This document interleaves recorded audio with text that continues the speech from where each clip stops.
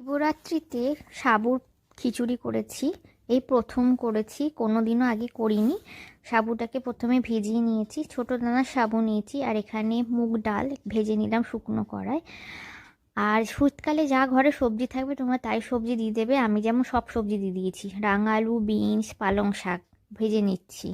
তারপরে দিয়েছি আলু, গাজর, কড়াইশুঁটি একটু ভাপিয়ে নিয়ে জলটা ফেলে দিয়েছি, দিয়ে এটাও ভেজে নিচ্ছি। একসাথে সব ভেজে নিয়েছি, দিয়ে তুলে রেখেছি।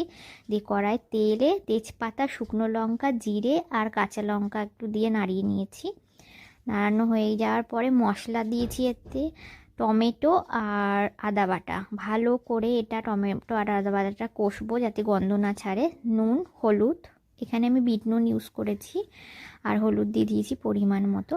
হয়ে গেলে ভেজে রাখা সবজিটা সবটাই দিয়ে দিয়েছি, দিয়ে মশলার সঙ্গে ভালো করে কষিয়ে নিয়েছি একদম সুন্দর করে।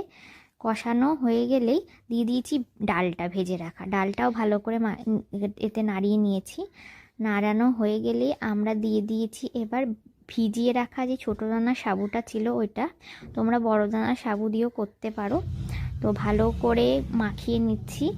আর আমি করেছিলাম ছোটো দানার সাবু দিয়ে, তো একটু জল দিয়ে দিয়েছিলাম, জানি না বেশি জল দিয়েছি না ঠিক জল দিয়েছি, একটু ল্যারল্যারে টাইপের হয়েছিল, কিন্তু সত্যি বলবো খেতে খুব সুন্দর হয়েছিল। আমি খিচুড়ি প্রিয় মানুষ নই, খিচুড়ি আমি অত পছন্দ করি না, কিন্তু খুব ভালো হয়েছিল। তোমরাও করে দেখতে পারো।